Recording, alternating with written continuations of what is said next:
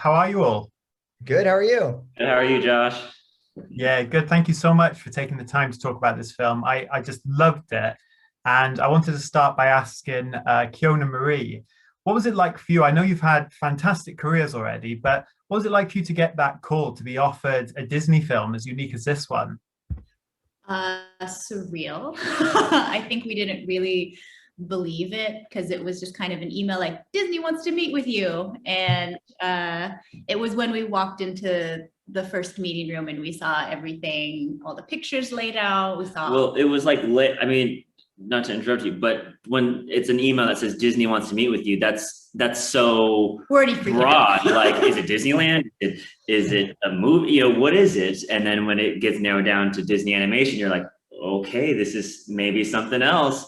But yeah, I'll let you continue. And then when we finally went into that first meeting and we were just sitting and Brad and Zach were basically pitching this idea and we're listening and presenting and we're like, no way, we get to be part of this. And that it was also when they said they wanted dance to be the language of the whole film. It was just kind of one thing after the other. I think I cried a little bit the first meeting. Definitely maybe cried a little more in the parking lot, but just very still surreal. Yeah, and I think just also to take in the opportunity for dance to be in this was also a big deal, and it meant a lot, even as like trying to take our ourselves out of it and looking at it from the outside, like, wow, what an incredible thing. Like whoever would be a part of this, I'd be so happy for dance. So it's just another layer that we get to be the ones that get to play in it. Well, that's amazing. And Zach, the visuals in this film are just out of this world, but particularly the rain scenes with the reflection and the way rain is used in the film. But for you as a director, were you not a little concerned about the sort of logistical nightmare that could cause for animation, or was it a challenge you were just ready to embrace? Both. I was absolutely terrified and ready to embrace it. Yeah, I mean, there were so many things that, I'm sure Brett set off Brad, our producer's spidey sense all over the place. We had, a big city, lots of crowds. We had, so many sets that we had to build, and then covering it all in rain was kind of the icing on the cake. So we worked really early on with our head of effects, Ben Frost, to come up with kind of clever ways of doing it, and doing lots of testing early on to figure out how we could create these rigs in order to populate a lot of shots, and then where we can get specific about giving notes, and where that field of influence is really going to start falling off, so that you can really put your attention where it needs to go. Yeah, and where did the idea for you come from to use rain as a storytelling tool to explain how the characters are de-aged in the film? Was that something you had been thinking about for a while, or did it just occur to you as you were developing the story? No, it was pretty early on. Originally I was like, oh, it'd be really cool to do a Fountain of Youth story, and be really fun to have this one magical night. And then I was thinking about just what different kinds of mechanisms, we could use. I knew I wanted it to be water, Fountain of Youth. I wanted it to be water, but I didn't really want a fountain or, a lake or something like that. I feel like I've seen those in other short films, but I didn't feel like I had seen the rain specifically as something. And then it also brought this romanticism to it that I just felt undeniable. The way the light was going to be able to play off of the puddles and all of those things. It brought kind of a heightened reality to everything, as well as the ticking time bomb, because that rain is going to end at some point. So there's internal, conflict from the very beginning. Absolutely. And Keone and Marie, obviously being new to the animation world, what has it been like for you to follow the journey of the film from those first meetings to seeing the finished product in theaters earlier this year? Yeah, I think that part of it really of being included from the very beginning, because usually when we're brought in as choreographers, it's sort of a decorative thing to add on to later. And so to be included into the story conversations from the very beginning meant a lot. And the marriage of animation and our specific style of dance was really cohesive, because we're all detail freaks. Our movement is very small and intricate, and it can be very big. So to have people that are just as wild, if not more wild than us, felt very like we trusted them to make it come to life. And obviously they did it just insanely.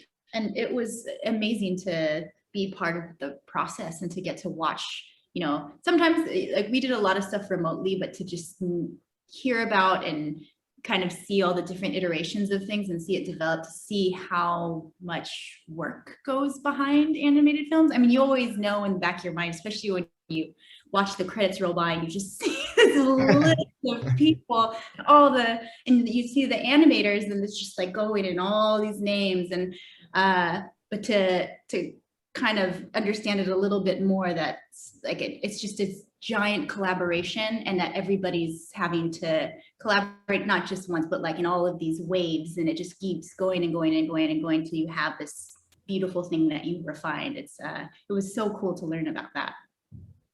Yeah, I can imagine. And Zach, when you're putting together a story like this, obviously you only have very limited time in the film itself to explain these characters. So is it important for you to come up with a backstory, even if it's just in your head? And is that something you shared with Keone and Mari in order to help inspire their performance here? No, I don't remember if I did. I did write a little bit of a backstory. It was pretty brief because it really just, it wasn't necessary to get too far into the details, because it really needed to be like, this is a couple that's been around for a long time. They probably met in college or something like that, late 60s, early 70s. And they had a very vibrant life. You know, it's kind of little pieces that you pick up in the film. We didn't necessarily need to write, you know, kids' names and grandkids' names and all of that, because it didn't really pertain to the story necessarily.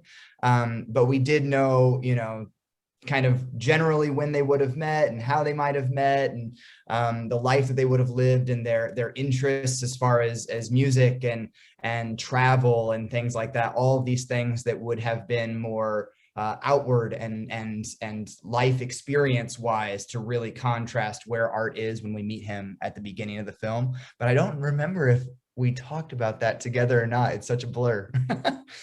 No, it's same. I don't remember. I want to say that it was very in those first meetings. I think he just mentioned it, but it was really, I think, something that was developed over time in terms of how that would translate into themselves as old people moving and young people moving. So it really, like, also just being in a relationship, in a marriage, you just kind of so Totally. Yeah, and Zach, I know you've worked on a lot of different projects at Disney, like Tangled and Frozen II, but when you look back at those, what would you say prepared you best to work on this film, to take charge of it, both as a writer and director? Sure. Yeah. I mean, I would say for me, it's the accumulation of all of those experiences. You know, it's hard to point to one specific thing, because in each film, you're learning from different people, different pieces. And so Tangled, watching Glenn Keane do drawovers and seeing how he pushes posing, and seeing how we can extract that from the reference we got from Keone and Mari, and even picking Keone and Mari was because of kind of the lessons I learned through Glenn and through my animation experience, and really recognizing like they're already doing 99% of what we need to do in animation already. And then, you know, leading on Wreck-It Ralph or Big Hero 6, you start to learn how to lead these teams and how to communicate ideas more clearly. And so I think with each one you learn a little bit more. And so I learned a ton on this film, and I'm sure I made plenty of mistakes and learned from those too. But I think that's the beauty of getting to work on multiple projects, that you get to kind of utilize those lessons that you're gaining along the way. Absolutely. And Keone and Mari, you obviously mentioned being a married couple, but do you feel that helped you when it came to portraying the movements between the two characters, that you could find the language that you have in real life, and you could actually bring that into these two characters? Yes, definitely. Especially that opening scene. Yeah. Just being able to, when you're just not on the same page, like that feeling as a couple of just like you're just missing each other, and how to physically embody that feeling versus like even when they're hugging and they're finally like really reconnecting with each other, like that we know that feeling, and we know that feeling with each other. And so as a married couple, like we definitely extract things from, you know, from every little tiny finger movement to just how like your head tilts when you look at your significant other, when when you're annoyed at them versus when you're feeling really connected to them. Like those are all, they're different. And so trying to capture those nuances, I think we'll do that naturally because we are that. And then of course we're inspired by like our grandparents who've been married over 50 years. There's just a familiarity, and there's no fluff around how they communicate with each other. Yeah, I think we choreographed that opening, the dance in the living room, where he's artist sitting in the lazy boy chair. I think we had choreographed that during a nap for our newborn daughter, who I think was like a couple months old at that time. So I literally had the baby Bjorn on, my hair was just everywhere. You know, I'm already feeling cranky. So it was just perfect setting. Like we knew exactly what, at least I was thinking, like, I know what Art's feeling, I get it, you know? But it helped a ton.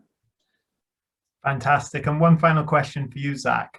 Obviously, I think we're used to seeing these Disney shorts maybe use music to tell a story, or perhaps use movement to tell a story, but maybe not both at the same time. So for you, what would you say was most challenging about blending those together to create this cohesive, just lovely, fantastic, and just sweet story? Thank you. It really was the chicken and egg problem of needing the story in order to have the music, and needing to have the music in order to really get specific on the dance, but not being able to actually tell the story until we had that dance.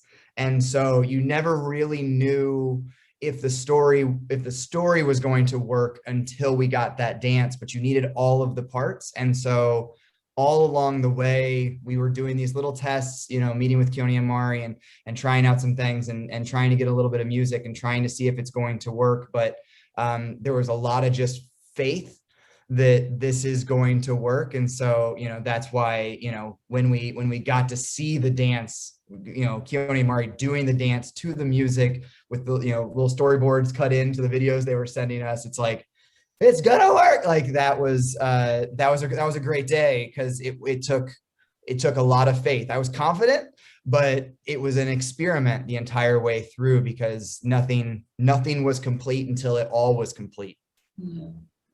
Oh, well, that's awesome. Well, thank you everyone for your time. As I said, I loved the film, so it's been such a pleasure to be able to speak to you today. So thank you so much. Thank you, Josh.